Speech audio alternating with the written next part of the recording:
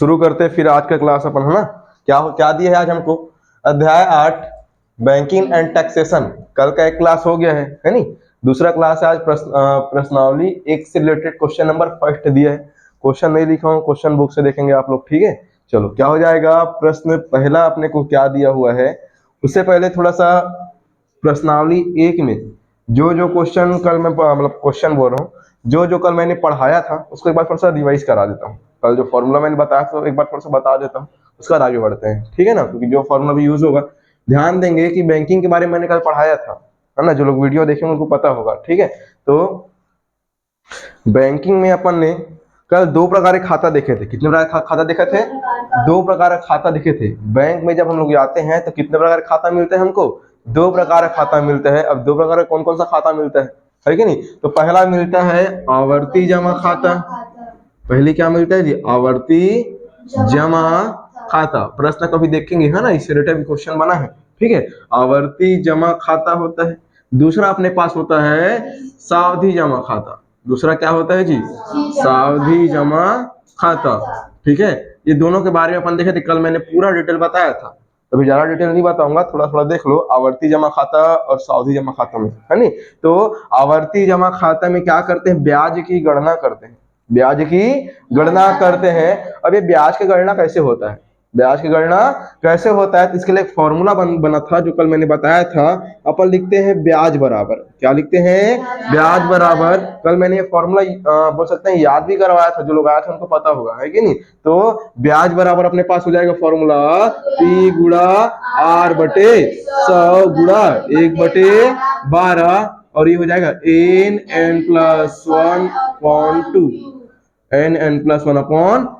ये है ब्याज ज्ञात करने का फॉर्मूला है। आ जाओ, ठीक है जी। ये क्या है अपने पास? ब्याज ज्ञात करने का फॉर्मूला है। बन जाएगा, बन जाएगा। ये फॉर्मूला अपन कल में अपन हमने देखा था कल, है कि नहीं। इसके बाद ये सावधि जमा खाता आता है। इसमें भी क्या करना पड़ता है? ब्याज की गणना करनी पड़ती है कि नहीं। कल पूरा मैंने डिटेल बताया था, वीडियो को देख लेना एक बार सब लोग जो नहीं देखे हो, है ना। तो सावधि जमा खाता कौन सा है? सावधि जमा खाता।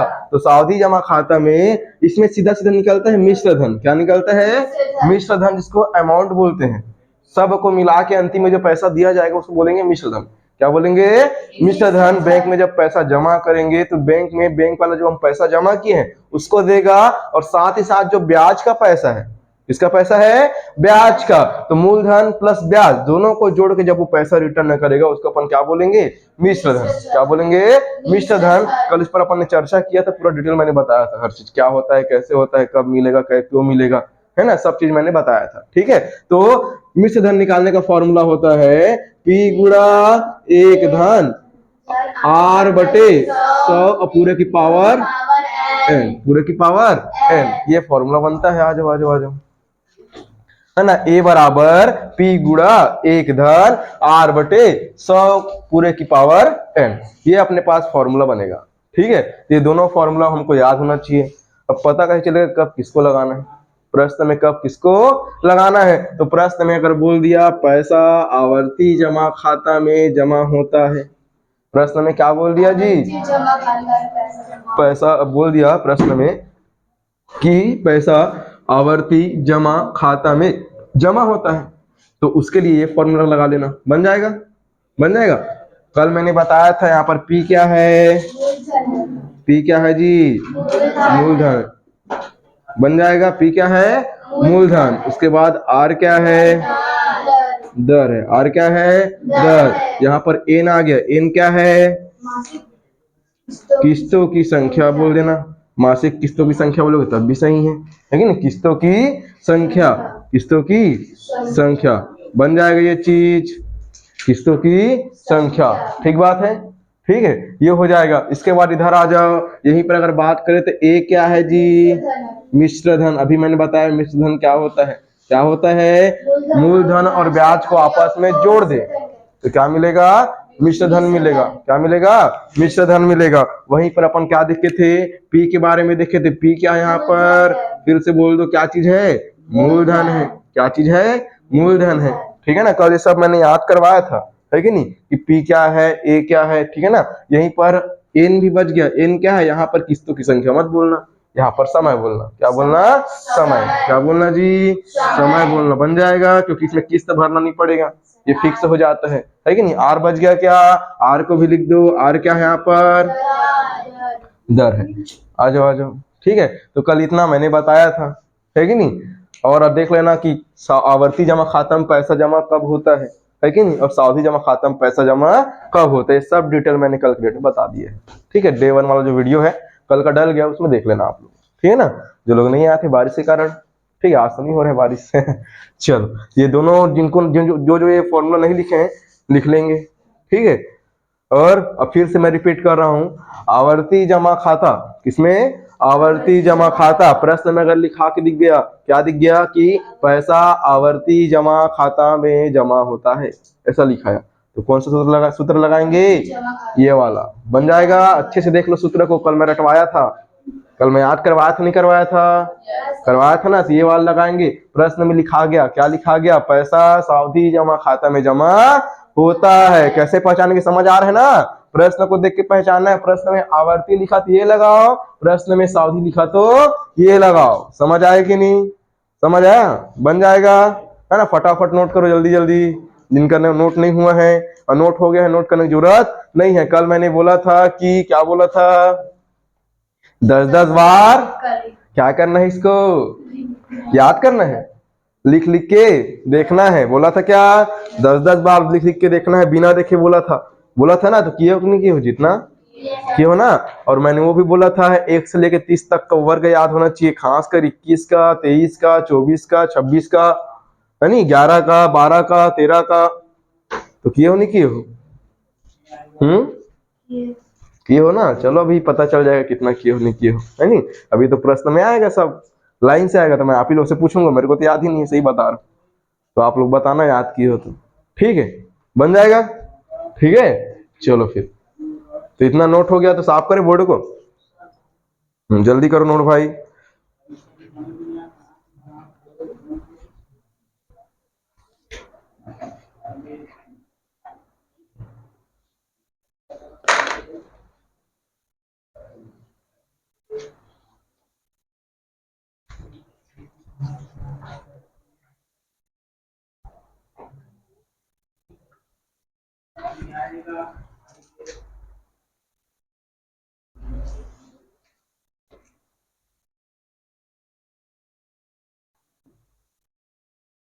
सर परिपक्वता का मतलब क्या होता है, परिपक्वता, परिपक्वता का मतलब होता है कि अंतिम में जो राशि आपको मिलेगा उसको बोलेंगे परिपक्वता। मतलब जितना दिन के लिए आप पैसा जमा करते हो, है कि नहीं, उसके बाद जब अंतिम में, सबसे अंतिम में जब आप बैंक जाओगे, बोलोगे भैया मेरा काम तो हो गया, मेरा पैसा निकलने का समय आ गया है, अब मेरे को पैसा मेरा चाहिए, तो जो बैंक वाला तुमको जो राशि देगा उसको बोलेंगे परिपक्वता राशि, है ना।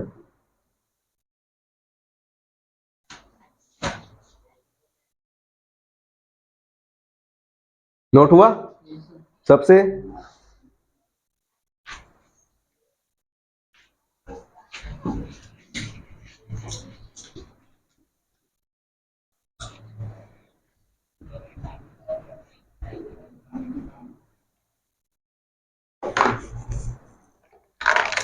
चलो प्रश्नावली 1 प्रश्न क्रमांक 1, प्रश्नावली 1 से प्रश्न क्रमांक 1 देखते हैं। प्रश्न क्रमांक 1 क्या दिया है, पुस्तक से देखो जल्दी जल्दी, है ना। क्या लिखा है, बोलता है करीम भारतीय स्टेट बैंक में, करीम नाम का एक लड़का है, वो क्या करता है, भारतीय स्टेट बैंक जाता है। सब जानते हो भारतीय स्टेट बैंक के बारे में, SBI, है ना, स्टेट बैंक ऑफ इंडिया, है कि नहीं। SBI गए हो ना, भारतीय स्टेट बैंक नहीं गए हो, है नहीं। तो भारतीय स्टेट बैंक में 150 रुपए, कितना रुपए जी, 150 रुपए। देखो क्या क्या दिया है समझना, मैं लिख रहा हूँ, है नहीं, यहाँ पर लिख रहा हूँ रफ टाइप का। 150 रुपए दिया, क्या जो पैसा दिया उसी को ध्यान में देना है। 150 रुपए, कितना रुपए जमा किया वो, 150 रुपए। यहाँ पर क्या लिखा है साइड में, प्रतिमा, क्या लिखा प्रश्न में, प्रतिमा। शब्द को बिल्कुल पकड़ना है। 150 रुपया हर महीने जमा करेगा, बताओ तो 12 महीने कितना जमा होगा। 1 साल का होता है ना 12 महीना, तो 150 रुपए हर महीने जमा करता है, तो 12 महीने में कितना जमा कर लेगा, करो ना। 150 गुना 12 करो ना जी, कितना होता है, 1800 होगा क्या।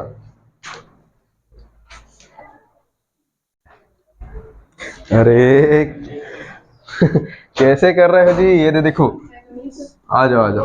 15 गुणा 12 कर लेना, 1800 तो होगा। 15 12 में कितना होता है? 180 होता है। एक जीरो एक्स्ट्रा लगाना है, खत्म। क्या सोच रहे हो? इतना समय से गुणा करने की जरूरत है क्या? 15 का गुणा 12 से करो, 15 में 12 में 180, एक जीरो एक्स्ट्रा है, जीरो एक्स्ट्रा लगाओ। 15 में 12 में 180 प्लस एक जीरो लगाने पर 1800 हो गया, खत्म। ऐसे ही करना चाहिए ना, गुणा करके देखो, टाइम लगेगा ना, है नहीं? 15 पढ़ा याद देखेंगे आप लोग, याद है ना? तो सीधा करो, 15 12 में 180, एक जीरो एक्स्ट्रा है, एक जीरो पीछे में एक्स्ट्रा लगाओ, खत्म, है कि नहीं? तो वही चीज बता रहा हूं मैं कि व्यक्ति क्या करता है, 150 रुपए हर महीने जमा करता है। कहाँ जमा करता है? भारतीय स्टेट बैंक में, है ना? और बोला है प्रति माह की दर से 2 वर्ष तक आवर्ती जमा खाता में निवेश करता है। कितने वर्ष तक? 2 वर्ष तक। अच्छा ये बताइए, उसका मूलधन हो जाएगा क्या? हो जाएगा। और समय लिखेंगे तो समय कितना आएगा? टी मतलब समय, या एन बोल दूं क्या? किस्तों की संख्या। इन मतलब किस्तों की संख्या। हर महीने जमा करता है कितना रुपए? 150 रुपए। कितना रुपए? 150 रुपए हर महीने जमा करता है। लगातार कितने दिन किया होगा? 2 वर्ष। कितना दिन किया होगा? 2 वर्ष। 2 वर्ष मतलब क्या महीना? 24 या 24 माह लिख सकता हूँ क्या? लिख सकता हूँ क्या? 2 वर्ष मतलब 24 माह। 1 वर्ष में 12 माह, तो 2 वर्ष में 24 माह। तो कोई व्यक्ति क्या करता है, मतलब करीम जो है वो क्या करता है, भारतीय स्टेट बैंक में जाता है, हर महीने जाता है और क्या करता है, हर महीने 150 रुपए जमा करता है। पहले महीने मान लो जनवरी में गया, 150 जमा करके आ गया। फिर कितना, कौन सी तारीख में, कौन सा महीने जाएगा? फरवरी में जाएगा। फरवरी में कितना जमा करके आएगा? 150। उसके बाद मार्च में कितना जमा करके आएगा? 150। इस प्रकार से कंटिन्यू जाते जाता है। कितने महीने गया वो? 24 महीने। कितने महीने गया? 24 माह। उसी को बोला है 2 वर्ष। कितना बोला है वो? 2 वर्ष। समझ आए कि नहीं? समझ आया? ये हो जाएगा। तो ये हो जाएगा अपने पास। आगे देखते हैं प्रश्न को क्या बोलता है, देखो। यदि ब्याज की दर 5% वार्षिक हो, ब्याज की दर क्या बोला है? ब्याज की दर कितना परसेंट जी? 5% वार्षिक। ब्याज की दर मतलब आर, दर मतलब आर, बोला है ना। ब्याज की दर 5% वार्षिक हो। कल जो लोग आए थे उनको मैंने बताया, जो प्रतिशत में लिखा है वही क्या होता है? दर होता है। क्या होता है? दर होता है। तो ये बताओ, ब्याज की दर, दर मतलब आर, आर मतलब रेट, तो कितना दिया है? 5%। और क्या लिखा है पीछे में? वार्षिक लिखा है। सबको लिखना पड़ता है जी। जो प्रति माह लिखा, ये 2 वर्ष मतलब 24 माह लिखा, या 5% या वार्षिक लिखा है, सबको लिखना है। सबको लिखना है। समझ आए कि नहीं सबको? ठीक है ना? ये हो जाएगा। आगे क्या बोलता है प्रश्न में, आगे पढ़ेंगे तो पढ़ो। तो क्या लिखा है ना? 2 वर्ष बाद क्या लिखा है?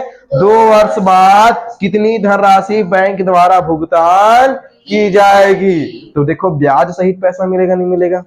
ब्याज सहित पैसा मिलेगा ना जी। अब 2 वर्ष देखो, हर महीने 150 रुपए जमा कर रहा है, तो क्या मिलेगा उसको? ब्याज सहित पैसा वापस मिलेगा। कब मिलेगा? 2 वर्ष बाद। मान लो 1 जनवरी 2026 को जमा करना शुरू किया है, 1 जनवरी 2026 को जमा करना शुरू किया है, तो वो पैसा लेने कब जाएगा जी? 2 साल बाद। 2 साल बाद कौन सी तारीख को जाएगा? 2028 में जाएगा ना, जनवरी में। कब जाएगा वो? 2028 में। कब जाएगा?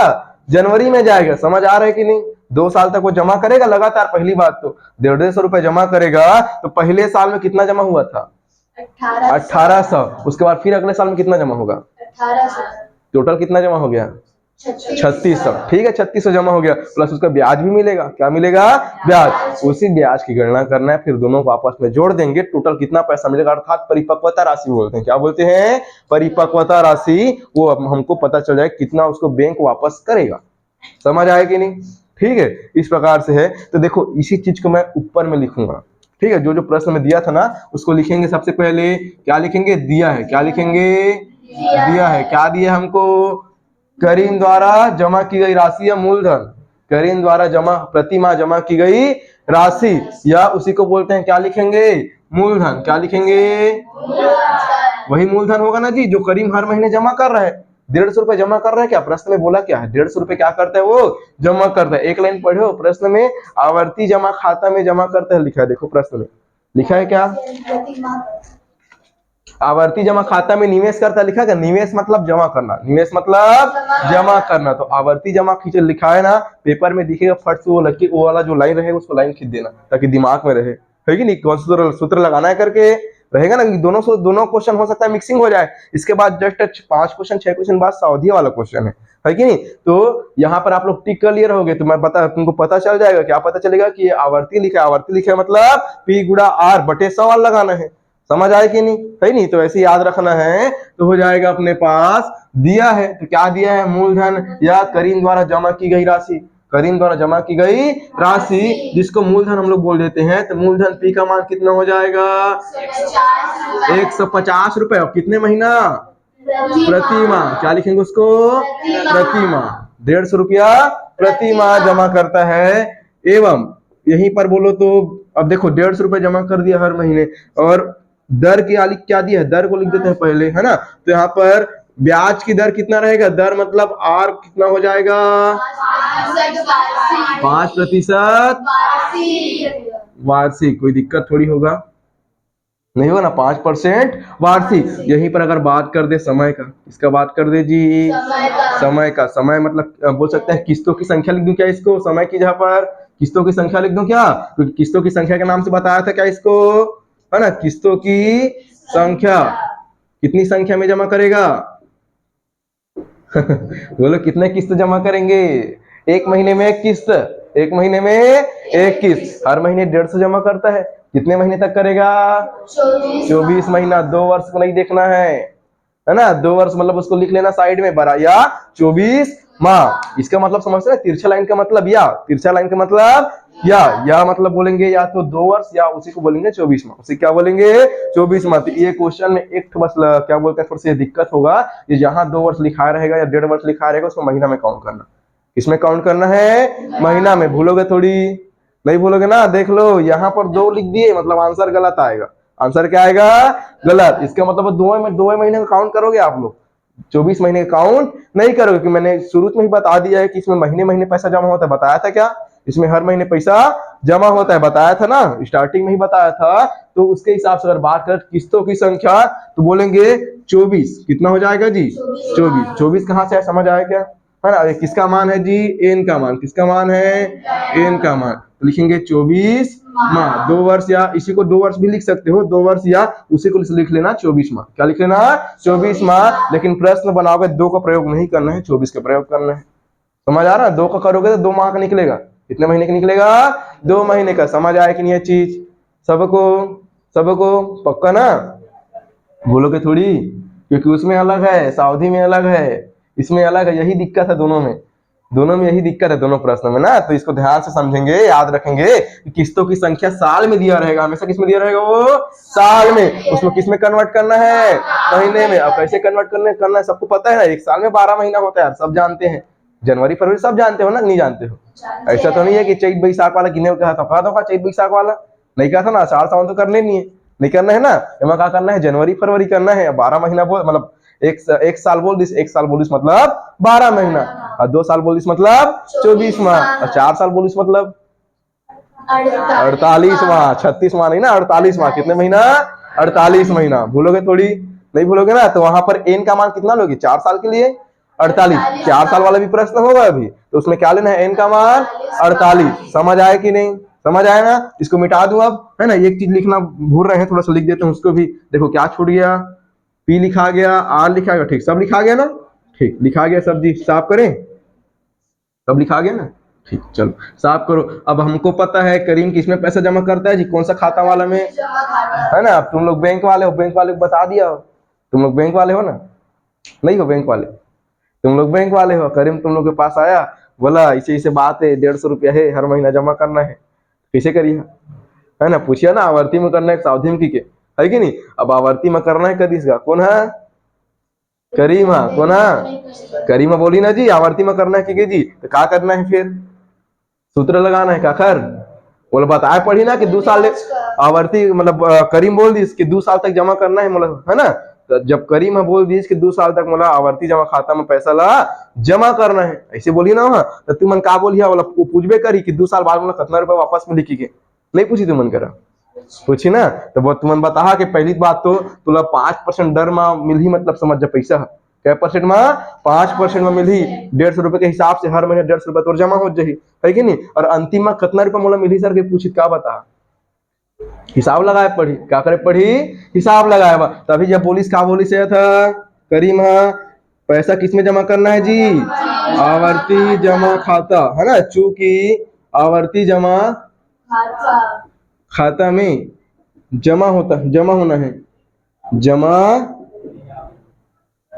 होना है, या रुपए भी लिख सकते हो, चूंकि रुपए आवर्ती जमा खाता में जमा होना है। तो जमा होने के लिए हम जानते हैं, तो यहाँ पर ब्याज की गणना करना, किसकी गणना करना है जी, ब्याज की गणना करना है। तो ब्याज बराबर आवर्ती जमा खाता के लिए ब्याज बराबर सूत्र बोलो मेरे साथ, पी गुणा आर बटे में 100 गुणा में 1/12 n प्लस 1 अपॉन 2। कोई समस्या थोड़ी आएगा, नहीं आएगा ना। हाँ, इसमें आर बार को कुछ नहीं करना है, आर बार कुछ करने की जरूरत नहीं है ना, केवल लिखते जाना है, सूत्र में रखना है, बस एन बस कन्वर्ट करना है जी, काला कन्वर्ट करना है, एन बस ला भुलाना नहीं है, भुला गया मतलब गेम ओवर। समझ आया इसके नहीं, है नहीं। तो चलो यहाँ पर आगे बढ़ना, पी का मान 150, कितना है पी का मान 150 गुणा आर का मान बोलो तो, आर का मान 5 बटे में कितना आएगा 100 गुणा में कितना हो जाएगा 1/12, और यहीं पर आ जाओ तो एन का मान 24 और ब्रैकेट में एन का मान फिर से 24 धन 1 और बटे में 2। किसको समझ नहीं आया कैसे रखा हूँ, फिर से रख के बताऊं क्या लड़के लोग, ठीक है भाई। फिर से देखो बोल रहा हूँ, पी का मान 150, पी का मान 150 ऊपर से देख के बोलो है ना। उसके बाद गुणा है क्या, गुणा लगाओ सूत्र में, आर का मान 5, छोटा आर कर दूं क्या इसको भी, है ना, उसमें बड़ा आर लगा लेंगे, बन जाएगा, कोई दिक्कत नहीं है। बड़ा आर भी लिखा जाता भी सही है, लेकिन सूत्र में बड़ा आर लिख देना, सूत्र में क्या लिख देना, बड़ा आर, बन जाएगा। जैसा पुस्तक में वैसे मैं बता दिया हूँ, बाकी आप लोग को जैसे इच्छा वैसे कर लेना, ठीक है। हो जाएगा पी गुणा आर, आर का मान कितना 5, आर का मान 5 बटे में क्या आ जाएगा 100 आ जाएगा। उसके बाद गुणा है तो क्या लगा देंगे, गुणा 1/12, 24 का कहां से आ गया 24, एन का मान कितना है 24, एन का मान 24 लगा दिए, ब्रैकेट लगा देंगे क्या बड़ा वाला लगा देंगे ना। 5 नंबर के प्रश्न आई हमारे के नंबर के 5 नंबर के, एक ठा ही दे के ठा ही एक ठा है ना, अथवा में रही कामा रही अथवा में, या तो आवर्ती लदी या तो सावधि, या दोनों लदे दे, ऊपर नीचे, ऊपर में आवर्ती नीचे में सावधि और बीच में का दी अथवा। तो ये मत बोलिए कि सर एक ठेला पढ़बो का दोनों नहीं पढ़न का, है कि नहीं। मान लो दोनों आवर्ती यदि किसे करबे कि दोनों सावधि किसे करबे, है कि नहीं, कोई भरोसा है का नहीं है ना। हाँ तो फिर तो एन का मान 24, एन का मान 24, फिर से एन का मान कितना 24, धन है तो धन, एक है तो एक। आप लोग सूत्र को ना बहुत ध्यान से नहीं रखते हो, पता है, ब्रैकेट लगा ब्रैकेट नहीं लगाते हो छोड़ देते हो, बीच में धन लगा धन नहीं लगाते हो छोड़ देते हो, उसी नाम से नंबर कटता है, बहुत लोगों का नंबर कटा है, देखना भी दूंगा, है कि नहीं, ठीक है। उसी सब चक्कर में बटे में कितना आ जाएगा 2 आ जाएगा, कितना आ जाएगा 2। ये लाइन समझ आए कि इतना सबको, कहाँ कहाँ से आया है, किसकी गणना हो रही है, ब्याज की, किसकी गणना हो रही है जी, ब्याज की गणना हो रही है। फिर से लिखो यहाँ पर ब्याज बराबर, क्या लिखेंगे ब्याज बराबर। अच्छा ये बताओ, देखो यहाँ पर समझना, 1 0 से 1 0 से कट जाएगा, नहीं कटेगा, कट जाएगा, कटा देना, नहीं कटाना आएगा तो पहले गुणा कर लेना फिर भाग देना, है कि नहीं। यहाँ पर मेरे को लगा कि 0 से 0 कट जाए, कटा दिए, क्योंकि सब गुणा में, सब किस में है गुणा में, तो ऊपर में जितना गुणा 0 रहेगा उतना ही निकाल, नीचे में दिख रहा था कटा देना, ठीक है। उसके बाद 5 का पहाड़ा में 5 एकम 5, 5 दूने 10, ये समझ आए कि नहीं, है नहीं, 5 एकम 5, 5 दूने 10। अब यहाँ बच गया 15, यहाँ बच गया 12, कितना बच गया 12। अब यहाँ पर देखो ये 15 बचा है, ये बचा है 12 बचे है कि नहीं। अच्छा 15 12 किसी पहाड़े में एक साथ आते हैं क्या, किसमें आते हैं, 3 में आते हैं ना, किसमें आते हैं 3 में, बोलो 3 चौक 12, 3 चौक 12, 3 पंचे 15। देखो कटाने से काम आसान होता है, कटाने से काम क्या होगा आसान, गुणा करके बनेगा तो गुणा करके बनाना, आप लोग जैसे सीधा, मान लो कटाना नहीं आता सीखो, काम आसान होगा, है कि नहीं। और मान लो नहीं चाह रहे कटाना तो फिर गुणा करो सामने सामने, फिर भाग देना जी 100 से, तब बनेगा। समझ आ रहा है क्या, है ना। इसी नहीं कि मैं जैसी बना रहा हूँ वैसे बनाना है, तो हो जाएगा 3 चौक 12 और 3 पंचे 15, और कुछ कटेगा यहाँ पर नहीं कटेगा, उधर कटेगा, मैं उसको बाद में कटाऊंगा, पहले वहां पर लिख लेता हूँ, ठीक है। हो जाएगा 5 बचा क्या ऊपर में, और कुछ बचा क्या देखो तो 5 एकम 5, 5 एकम 5, ऊपर में बच गया 5, लिख दिया। समझ आया कि नहीं ये लाइन? समझ आया? नीचे में 2 गुणा 4, 2 चौक 8, 2 चौक 8, गुणा लगा देंगे। क्या क्या लगा देंगे? गुणा। उसके बाद देखो ब्रैकेट वाला में आ जाएंगे। किसमें आ जाएंगे? ब्रैकेट वाला में 24 लिखा है, क्या लिख देंगे? 24, और गुणा में लिख देंगे 24 धन 1, 24 धन 1 कितना होता है जी? 25, और नीचे में कितना लिखा है? 2, कितना लिखा है? 2। ये समझ आया कि नहीं सबको? प्रॉपर। पहला क्वेश्चन थोड़ा सा असुविधा हो सकता है, इसके बाद जो क्वेश्चन करेंगे इजी लगेगा। ठीक है, चलो तो ये समझ आ गया ना। चलो 8 के पहाड़ा में 8 एकम 8, ऊपर में धन ऋण दिख रहा नहीं कटाना है, बता दे रहा हूँ बार बार। गुणा दिख रहा है तभी कटा रहा हूँ, गुणा दिख रहा है सब जगह, धन ऋण दिख रहा है क्या? धन ऋण में नहीं कटाना है, धन ऋण में पहले कॉमन निकालते उसके बाद कटाते, निकलेगा तो, है कि नहीं? और नहीं निकलेगा तो कटने वाला नहीं है ना। तो 8 के पहाड़ा में 8 एकम 8, 8 के पहाड़ा में कितने बार में? 24, 3 बार में 8 या 24। और उसी प्रकार से और कुछ कटेगा क्या? और कुछ कटेगा? नहीं कटेगा। क्या क्या बच गया? 5 बच गया, ऊपर में क्या बच गया? 3 बच गया, और क्या बच गया जी? 25, और नीचे में कितना बच गया? 2 बच गया। गुणा करना आता है क्या?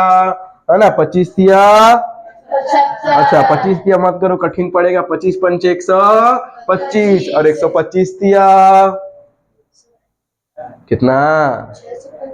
625 कैसे होगा 125 तिया में? है कि नहीं? कैसे जी?